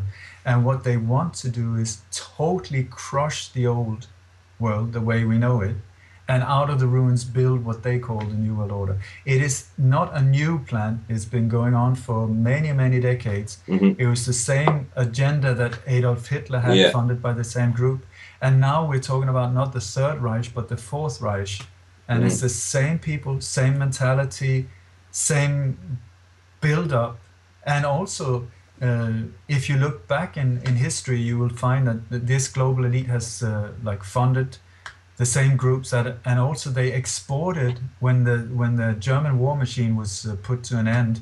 People thought, oh, thank God, peace to the world and everything. But what happened was that they brought a handful of Nazis to the Nuremberg trial, killed them off, and people thought, oh, thank God, now we can live in peace and happiness forever after. But what they did was they got rid of these 12 ones, the patsies, and then they imported or exported from Nazi Germany into the States and many other countries thousands and thousands of these highly, very skilled and intelligent super Nazis. Yeah. And they were part of building up the so-called OSS, which later turned into the CIA. They were part of building up the NASA, and they are part of the government and the whole banking system and so we're really talking about the same mentality. People need to look at history, study history, and see the comparison of what's going on, especially in the States at the moment. Compare it to what happened before Hitler took over, how he took over, and the different methods. It's identical. They're using also, once again, like a template, how to deal with it. So they have the FEMA camps already. There's already those paid for by taxpayer dollars. People have to understand these FEMA camps. They're not like summer camps. They're modern, high technology concentration camps. They are actually concentration camps, and which I would, if I would live in any area where they had these type of things, I would be very worried about that. And I would also say, I just want to go back to when we talked about this with the weapons. Don't put down the weapons. I am not a pro-violent person at all. I'm a total peace activist. I totally stand for the Mahatma Gandhi way, the Martin Luther way, not violent way. So that is not what I'm promoting. But I am saying, do not give up the weapons, because they are like the symbol and the threshold that they are having massive problems with. Yeah, so that's going to be what's putting them in check. That's going to keep them in check. Is if the public have weapons, that's the only way, because as soon as they disarm the public, the only people left with the guns are the ones who are being controlled and dictated by these powers that be, and that is the police force and the military. And if the police and the military say no way and they drop their weapons, that's the only other peaceful solution to this, I think. These soldiers and police officers need to realize who they're serving and who they are there to put to serve. They're there to serve the public and not these satanic, occult worshipping forces, I think what you're saying is extremely important, and many times in many interviews I speak directly to people in uniform, to soldiers, and also to the global elite, especially soldiers and the police, to understand whose agenda they're serving, to inform themselves, because they're soiling their souls, you know, they're doing awful things in the name of other people's greed. I mean, it's not even their own, and it's, I think, extremely important to once again study history and see how did people end up as SS? How did they end up in the Gestapo? How did they end up in Abwehr and so on? And how was history judging them afterwards? It's exactly the same thing that is happening now. And to for people in uniform to understand also that they are being used big time, and that the people who are using them could not care less. They're empty uniforms, you know, and the day they're not they don't use and need them anymore, they're out. They will just get rid of them. And if I can return to the FEMA camps again, I speak to personnel of FEMA camps as well, that you really need to inform yourself as well what you are part of. I know that maybe you're being paid good money and great, you can pay your mortgage and take care of your kids' education, but my God, see where you are, what these camps are going to be used for. And if you don't wake up early enough, you will be part of the people that they would send there as well. So, ooh, Yeah. I would just say that one of the things that I think they will try to how to get people in these FEMA camps, because they are constructed for many, many, many thousands of people. Not summer camps, not summer For camps. entire And populations, pretty much. exactly, and for children and everything. I mean, we're talking families. So I think one of the ways they would try to get the sheep in there is they would create a problem so that the people would say, "Oh my God," and so they can come with a solution. For instance, they could like use the chemtrail and spread out some kind of awful disease, and then they would say, "Oh my God, we have Quarantine. this disease problem. You need to be quarantined, or we have the antidote in the FEMA camps. You come to the FEMA camps, and we will help you." Yeah. You know, they've been supplied with lots of medical antibiotics. They're already equipped with lots of food and water and all of these things. Yeah. They're standby. They're on standby. You Absolutely. know, especially And this stuff could around. happen like overnight. I'm not sure if you've checked out some of these videos from this past Black Friday, but my God, No. the people that were in these shopping stores were fighting over a TV. The last one in the store, one man pulled out a gun and was shooting people and stuff like that. So there's the herd mentality of some of the people in the public is just getting way out of hand. And a perfect way that they could get people into these FEMA camps is through civil unrest, riots, stuff like that. And if you YouTube Black Friday 2013, it is unbelievable. I definitely encourage you to check that out. It's unbelievable. It's so shocking what people would do for a TV or. Can I just say once again, be aware, because there are a lot of provocateurs that Mhm. do these things. You know, gets that they start riots, they start civil unrest, they do things like this. I would very much, this guy with a gun, check out who was he, check his background. Do you know who was the victim? Was there a victim? Was there any bullet holes? Were there blanks? You know, check these things out, Good because call. this is exactly, they pump it into your head and say, "Oh my God, we're so crazy. The world is crazy." No, it's not. Yeah, They are crazy. it's They like are the crazy. airport shooter. That It's was the definitely same. false. False flag, It's yeah. for it's false flags all over the place, and nowadays they have a problem with.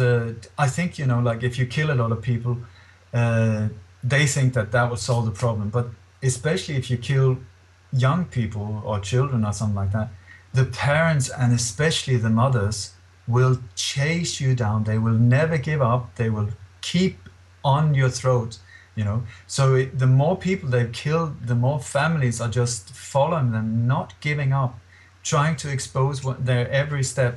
So I think that it came to a point like a few years ago where they thought, "Oh God, we can't handle this anymore. Let's do it with actors." So they created this crisisactors.org. They even got their own websites Yeah. and other things that are connected to the FEMA, these things. And so they started doing staged events, like things that actually did not happen, like Sandy Hook, an Hmm. absolute, it's a fake event, all of it. The head chopping in London, absolute fake, 100%. If that is a real event, you're welcome to chop off my right arm and use it for a baseball bat or something like that. It is not true. Absolutely not true. Boston bombing, absolutely not true. And so Yeah. on. And they're so, once again, they're trying to keep it to as few people as possible. So they're even using the same actors. I mean, come on, how bad. It's so sloppy. I don't know if it's low budget or whatever, or they're trying to keep it as in a small group as possible. But you will see that the same actors in Aurora, Sandy Hook, and Boston, you will see even the same sheriff turns up, same name when he's being interviewed in 3 different states. Come on, and then there's another interview with him when they're training these things, the stage, but they're saying as a preparation, same sheriff as in the real so-called events, the same, victims that one day she's dead, the next day, 2 days later, she's sitting Alive. in the Yeah. lap of Obama. Or the, like the headmaster in one school was killed, and then suddenly she pops up as a witness in the Boston bombing. And one girl in the Boston bombing who's blown up, there are pictures of her being totally blown up. And then there's an interview with another guy it looks like they're in some kind of a dressing room or something. And in the background, who's sitting there? The same girl. I mean, come on. Yeah. It's like on a. But it's the same with 9/11. You have Pentagon, for instance. It's the most protected building in the world. Hmm. I mean, there will be thousands of cameras. All of them turn off that very day. There's not one that is filming the whole event. And then you have this hole, the size of a missile, Yeah. where they say that this whole 757 just right into it. Yeah. And what do they say? What their explanation? How come the hole is so small? Well, the wings folded. Okay, and what happened to the wings? I mean, Yeah. There's no debris the or nothing. engines. The engines. I mean, we're talking like 6-ton engines of metal that don't melt in degrees. That it's like going to the thousands and thousands. But they say no, Hmm. the high heat vaporized. It vaporized due to the high heat. Yeah. You can't make this thing up. If I told you that, if I cheated on your wife and I said, yeah, but, or I stole your car and you came out and said, where my car? It vaporized. Would you believe me? No, but that's what they're telling Yeah. us, Exactly. you know? And the And Shanksville too. You got Rumsfeld and Cheney slipping, oh saying that they shot God. down a plane, and there's all this No, stuff going. and you hear themselves, they do these Freudian slips, Yeah. and when they talk about, well, and the missile hit, oh, I mean the plane hit, Hmm. because the mind is true, like you have to manipulate the mind into Hmm. to lying, so you get these Freudian slips. It's just so bad, and the way they point to the pants is so ridiculous. Yeah. It's like you can't even make it up. So how can we blame the Muslims? Let me see here. Okay, we'll put an instruction video on how to fly in a Boeing 757. Yeah. That's how we'll do it. We'll put a video cassette in the car, and then we'll add a Quran. That's good, and maybe like a bandana, like a suicidal bandana. Yeah. And then, even though it's a national flight, let's put the passport there. That's good. I mean, everything else disappears, but the passport, that's an Yeah. excellent idea. Let's do it like that. That's the way they do it, and we buy it. It's like, come on. And they make all these cell phones calls from the plane Yeah. on an altitude. The calls are made on an altitude where the mobile and the cell phones didn't work, but Hmm. they did. And the people are identifying themselves. Hello, mom. It's Edward Jones. I mean, Yeah. how would you say your family name to your mom? And the stewardess, oh, we're flying over. I see buildings. I see water. Not Manhattan. No, I see buildings. I see water. And she speaks like so quietly. Well, they just cut the throat of one of the passengers, and no emotion Yeah. whatsoever, like this. And it Yeah. turns The out that phone she's calls. on Yeah. she's in the wrong place of the plane, so she couldn't really actually see that, and it's just a massive hoax, all of it. Yeah. When you look into it, it's only because we're being so pumped by the media, which is controlled by them, that we buy into it. Because if I made this up, people would just say, come on, you must be joking, I'm not Yeah. buying that. Or if I made it like a film script, it would end up in the paper basket like in 5 seconds. But because we're being pumped with it again and again and again and again, we buy it. Yeah. I mean, go I figure. think I don't though, get it. I think now though people are really starting to waking up. It's like you said earlier, definitely more and more people. There's been an increase in the last 4 years, definitely, towards this sort of information. Even since 9/11, you know, people are definitely waking up because they're seeing that it's plain as day. The evidence is right in front of them, and it's just they're slipping. Like you said, they're slipping so much. People are waking up. And I think it's starting to hit critical mass, and they're getting scared, and they're figuring out other ways and tactics to keep control over the public, because that's their number one goal, is to control the public and the masses no matter what, and never give up that power. That's definitely their top priority, is to keep that government machine rolling all around the world and stuff like that. And I think I see it in the near future anyways, like a one world government starting to come into play, where individual sovereign states are going to be uh, taken down in the name of something, maybe terrorism. I'm not sure what it will be, but I think that there's not going to be an end to these sort of events. I guess is what I'm trying to say. There's definitely going to be more on the future that, unfortunately. If it goes according to their agenda, yes, for sure. That's Hmm. what they're trying to create. They're trying to create a one world state, fascist state, Hmm. with a one world army, the NATO and the UN troops together. Both NATO and UN is a creation by this global elite, to control the population, not to defend us, to control us. Depopulate the world by 2/3 or something like that. Not very Hmm. nice.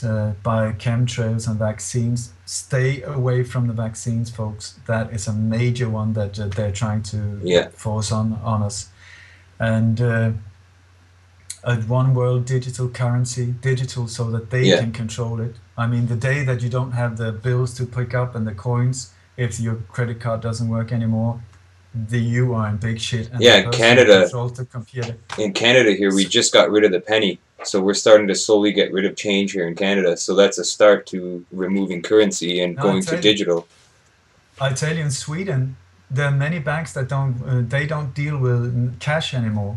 It's almost a cashless society, and I think Sweden is one of the countries where they use as a test ground, Oh yeah. because people are so lame when it comes to reacting. Hmm. You know, in Sweden, if you get really angry, you will put a sticker on the bumper saying "I'm angry," or Hmm. something like that. That you won't have a problem with a revolution, or like if you go to Denmark and you take away the beer, people would just there would be riots everywhere. Yeah. But in Sweden, no, Yeah. Bitcoin. I'm Bitcoin seems to be like the early phases of a digital currency. I think maybe that's a testing digital currency, a I test run.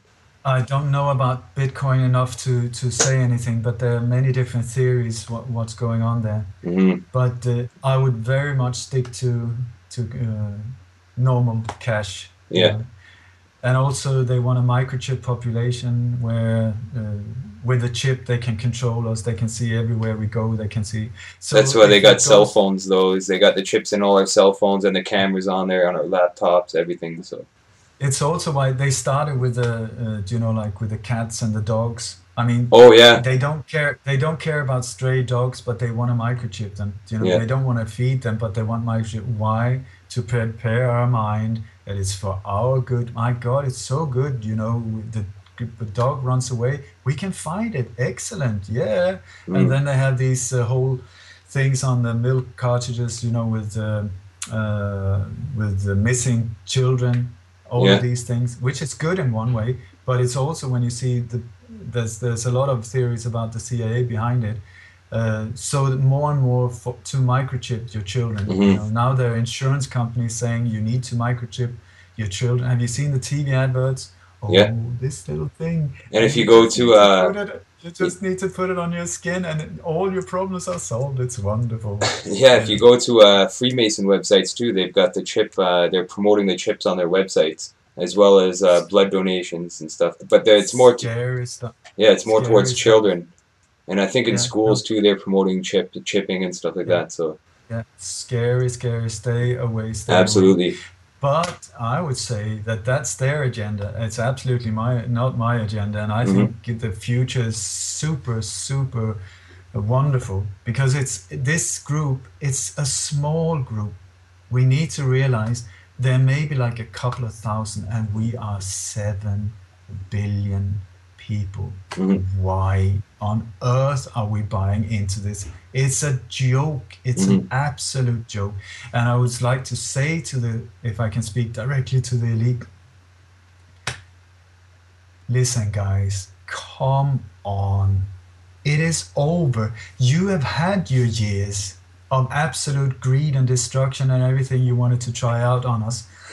We're not buying it anymore. It is over. And the sooner you get it, the sooner we can move and start creating this world and make it into this beautiful place it's meant to be. I can totally understand if you are shit scared of us. I would be if I were one of you. I mean, if I look at what you've been doing for decades, I would think that the chances of you being lynched and chopped into small little pieces is very big. Not though if I can be part of deciding anything, because it is only we need to heal this body. It's like a cancer growth, and only by exposing these truths can the body start healing. It might be very painful and smelly while doing it, but it needs to be done so that this beautiful body can heal itself. And it's, you know, this global elite, it's like I say, it's such a small little group of so-called powerful people, most of them old guys. And it's just like in what's the name, Dorothy and the Wizard of Oz. You know, they come to this castle, and there's this violent voice saying, "Wow, I'm so powerful, and you are weak, I control you," you know. And they, instead of bending, even though they're really scared, Dorothy and the Tin Man or whatever they call them, the lion without a heart, they, even though they're very scared, they don't run away. They stay there. And this is the thing, to stay in balance, even though you're being attacked.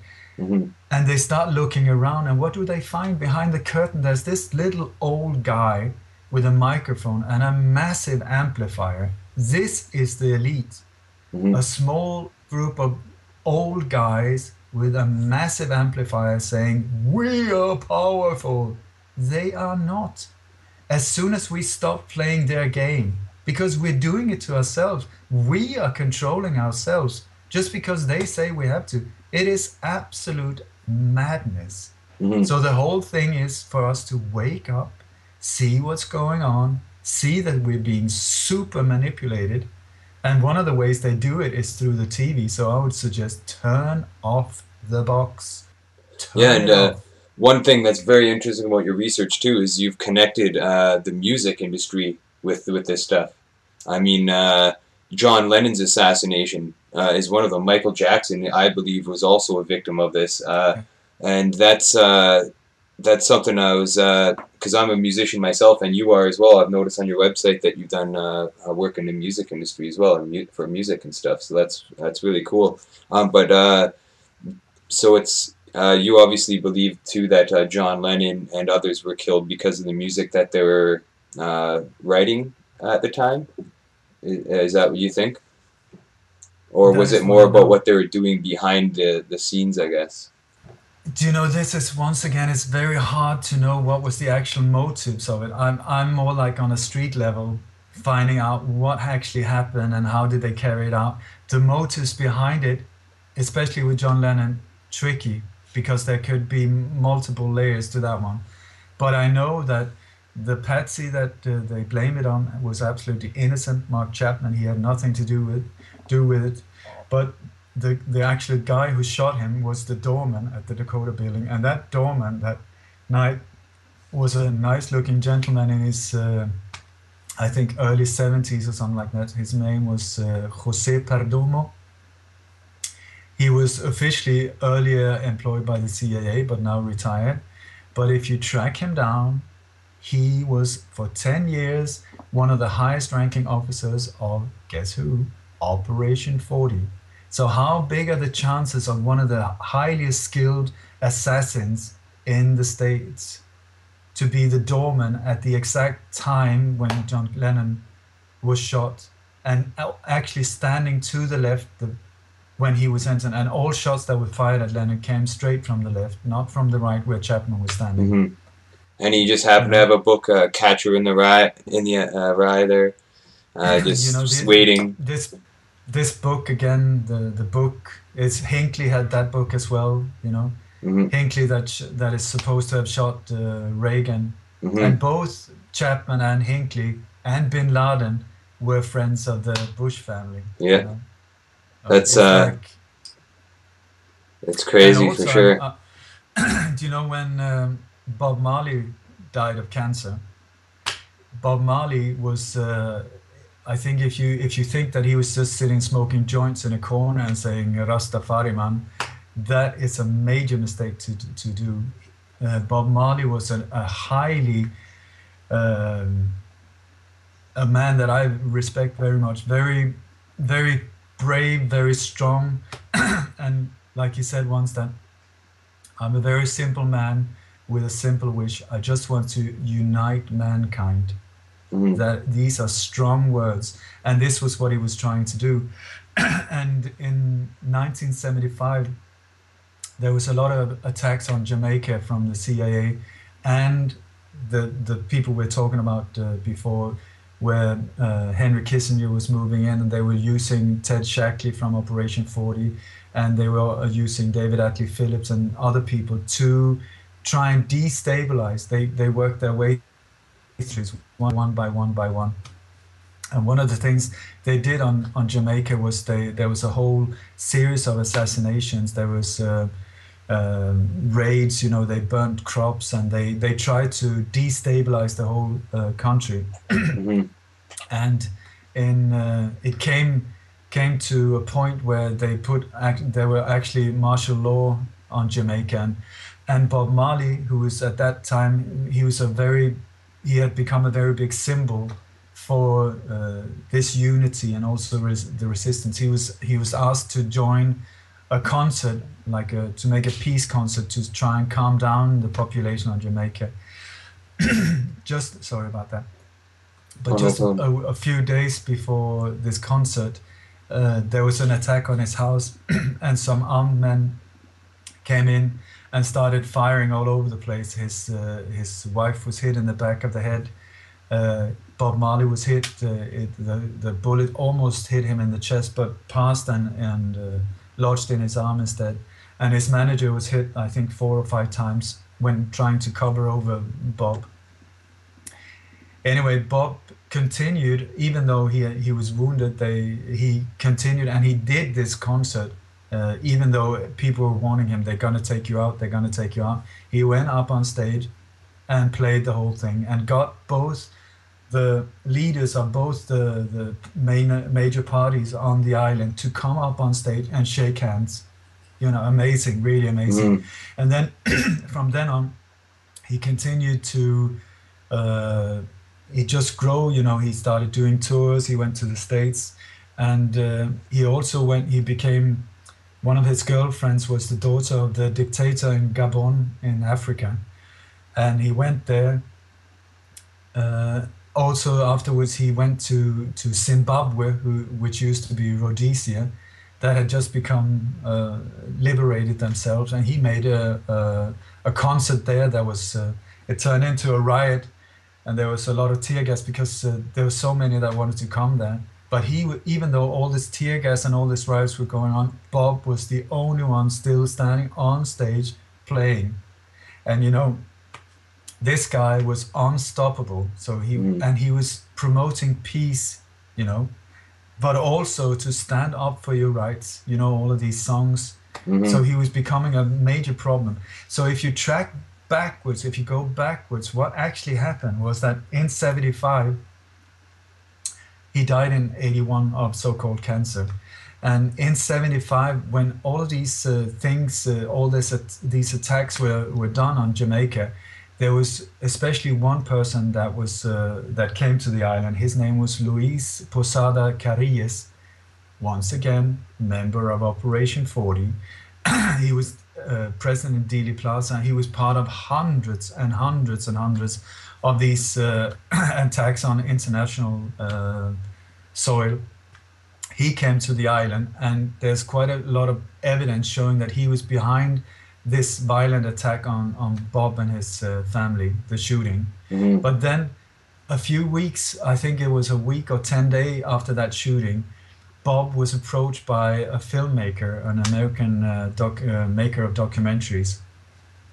This man's name was Carl Colby, and he was actually the son of Bill Colby, who was the CIA director of the CIA for many, many years, who was also part of building the whole Gladio Stay Behind movement in Sweden and the rest of Europe, and also involved deeply in the Operation Orange in Vietnam, and all of these things are connected.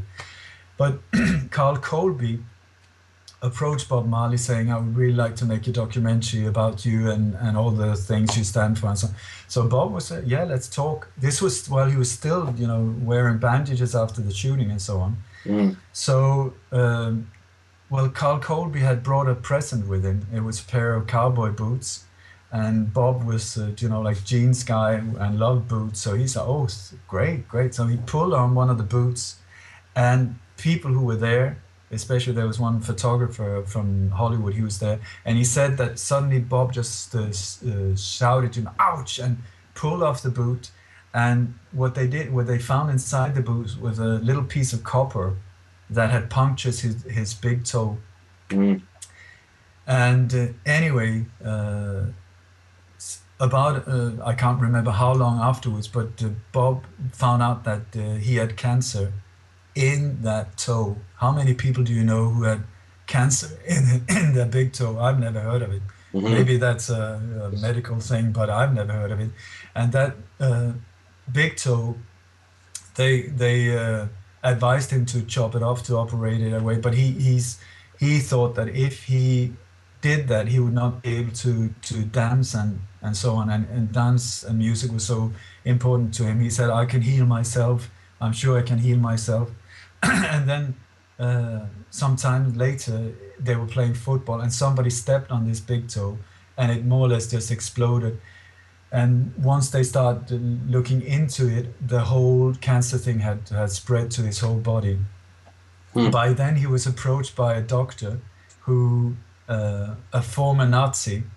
I mean, here we got a guy from Jamaica with dreadlocks and all the things. How big are the chances that a Nazi doctor would care about him? I mean, you tell Yeah. me. So, and he was also connected to different CIA operations and so on. He took care of Bob Marley, and he took care of him in a way that he starved and was in such a painful experience. He was brought to Switzerland and he died there, an Yeah. awful death. Yeah, probably making sure that he was going to die a painful death for sure. Sounds like it. Yeah. That's And that's also, brutal. you need to also see the timing of these different operations. Like John Lennon was shot in December 1980. Then in March, Ronald Reagan was. John Hinckley did the assassination attempt on Reagan, Mhm. and it was also the time when the whole Iran, the scandal with the American hostages in Tehran, where it became like a struggle between Bush and Reagan, who would get the credit of getting them out there. Mhm. And in the end, Reagan managed to win that. So I think that Bush Senior was behind that attempt to get rid of his component. Mhm. But then just a few months later, Bob died. Do you know, like when you start seeing this, the people think that these things are way apart or something, but it almost goes like in waves. Mhm. Do you know that, like Clusters, yeah. like Martin Luther King and Robert Kennedy, there was only about a month in between them, Yeah, and definitely. so on. There's And it's definitely just, a lot of connections that you've made for sure. We're I actually, could go on for hours. yeah, totally. I would definitely like to have you on the show again sometime in the future if you'd be interested in that, because it Mark, seems like we only anytime, scratched the surface here. There's so much anytime. information. And I encourage anybody out there to go to his website, lightonconspiracies.com, and definitely buy his book if you're looking for something to read. This is got to be the book of the century on all these assassinations, in my opinion. For sure, you've definitely done your research, and I think that I think when more and more people learn about this stuff, they'll start seeing the connections that you've made, and it'll make a whole lot more sense to them for sure. And I definitely thank you for coming on the show and the show today with me, Ole, for sure. Thank you so much. Listen, Mark, can I please finish with a little prayer? Yeah, no I'm, problem. I'm, I'm not a religious person, but I have this yogi. I'm a Raja Yoga teacher, and I got this beautiful, beautiful teacher. Her name is Nelani Harilela Tialaram, and she ends. It's yoga for the mind, not for the body. I'm stiff like a log, but the science of the mind. And she often ends with a beautiful prayer, and it goes something like this. May the entire universe be filled with peace and joy, love and light. May everyone, and especially the ones who hurt us, be filled with peace and joy, love and light. Victory to that light. This is the way to move forward, I think. Not violence, not revenge, not hate. These things only create more of the same. We need to lift ourselves to a totally different level and go with compassion and forgiveness and all of these beautiful things to unite beyond this, because this is a painful healing process that we are in. Mm-hmm. But first, transparency. And I speak directly to the elite.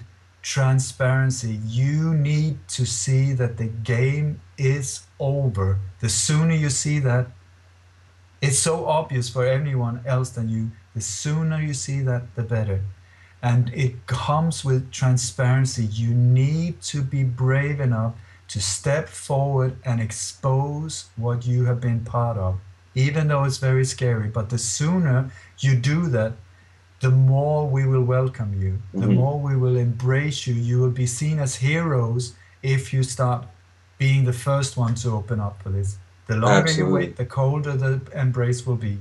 So I welcome you to have the guts to stand up for what you have done in the name of greed and all of these awful things. We need to move forward. We need to heal this world and make it become this beautiful, beautiful planet it's supposed to be.